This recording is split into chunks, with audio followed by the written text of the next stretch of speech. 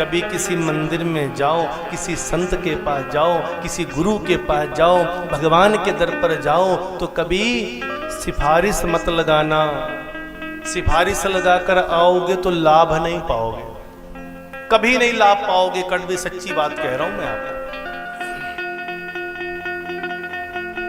अभी एक देवी जी पिछले शनिवार को आए थे आश्रम में, तो वो कहते हैं, बोला गुरुजी एक बात करनी है। मैंने बोला बताओ बेटा।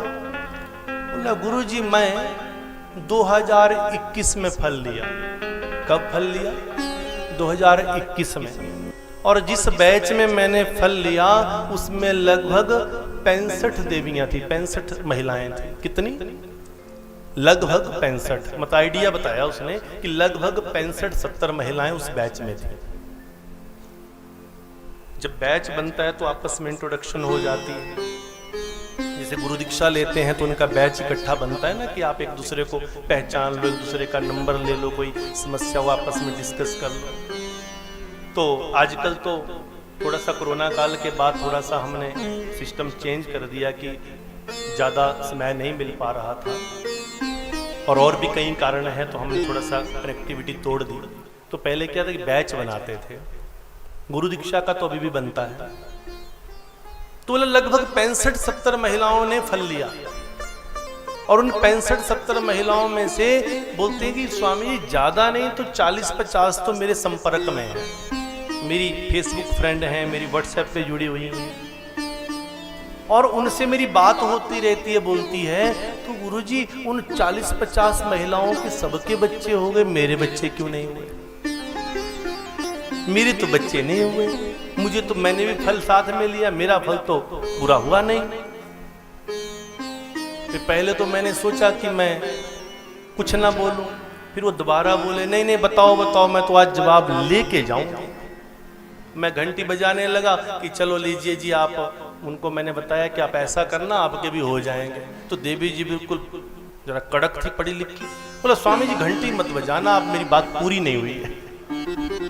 देखो ऐसा भी होता है, कईयों का ऐसा भी स्टाइल होता है। बोला घंटी मत बजाओ, उसकी नजर मेरे हाथ के ऊपर। तो हमारा क्या रहता है कि ज्यादा बातचीत ना करनी है। जब मुझे पता है कि समय केवल बर्बाद हो रहा है, मेरा कर्तव्य है उसको बताना कि ऐसा करो बेटा, आपका भी हो जाएगा। अब वो फिर बोलती है, उसकी नजर मेरे हाथ में। बोला नहीं घंटी मत बजाना, मेरी बात पूरी नहीं हुई। मैंने हाथ वैसे वैसे रुक गया हाथ में, ठीक है। अब मैंने बोला कि अब भाई अब आपको इच्छा है तो बता देते हैं। बोला मेरे बच्चे क्यों नहीं हुए? फिर मैंने उसको पूछा बिटिया ये बताओ, जिस दिन तुम पहली बार सिद्धयोगी धाम में आई थी तुम किससे मिली थी? अब वो सोचे कि इनको, कई बार व्यक्ति को गलतफहमी रहती है ना, व्यक्ति सब कुछ देखता है पर व्यक्ति को फिर भी लगता है नहीं शायद ऐसा नहीं होगा। वैसे तो सिद्धयोगी धाम के बारे में सबको पता है कि जब सिद्धयोगी धाम में पूज्य गुरु महाराज आपके 20 साल पहले की बातें बता सकते हैं, तो क्या उनको आज का पता नहीं होगा? बेटा दिव्य दृष्टि जो होती है बड़ी प्रबल होती है। महाराज धृतराष्ट्र के माथे पर भगवान ने हाथ रखा तो थोड़ी देर के लिए दिव्य दृष्टि चमकी, परंतु अगर सच्चा सतगुरु आपके माथे पर हाथ रख दे तो पूरी जिंदगी दिव्य दृष्टि चमक जाती है, याद रखना। तो पूछा गया, जवाब आया। मैंने बिटिया ये बताओ, जिस दिन पहली बार आई उस दिन किससे मिली? फिर बताया। बोला गुरुजी मेरे मौसा जी लगते हैं ये, अब नाम इसलिए नहीं ले रहा हूं कि जिनकी वो भांजी थी वो बिल्कुल आश्रम के पुराने सेवादार। तो बेटा फिर क्या किया तुमने? जब आई फिर क्या किया? बस गुरुजी मैंने उनको ही कहा कि मौसा जी मेरा नंबर लगवा दो, तो मैं बड़ी बिजी थी तो उन्होंने मेरे को आपसे मिलवा दिया, आपने फल दे दिया, मैं चली गई। ना कुछ दिता ना कुछ लिता, तू भी चिट्टा मैं भी चिट्टा। ना भक्ति की ना नियम का पालन किया, ना सिद्धोम जपा, ना गुरु तत्व को समझा, केवल एक ही चीज समझी, मौसा जी मिलवा दो, मौसा जी मिलवा दो, मौसा जी मिलवा दो। और मौसा जी भी आए, गुरु जी मिल लो। फिर क्या होगा? जब आप लाइन से बाहर आओगे तो कभी भी सुख नहीं मिलेगा। अगर सुख पाना है तो ऐसी सिफारिश तो कभी लेके ही नहीं आना।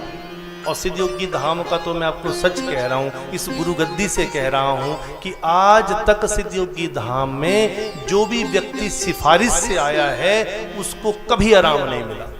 वो मुझे ऐसे ही मिलता है बाद में, गुरु जी गया था मैं आपके पास, मुझे लाभ नहीं मिला। फिर मैं भी यही कहता हूँ मन ही मन में, बेटा आगे भी नहीं मिलेगा।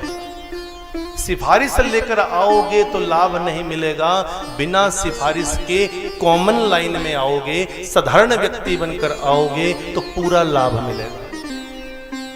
ये कोई मंत्री का कार्यालय थोड़ी ना है कि आप किसी की सिफारिश लेकर आओ। जो नियम सबके लिए हैं वो आपके लिए भी हैं।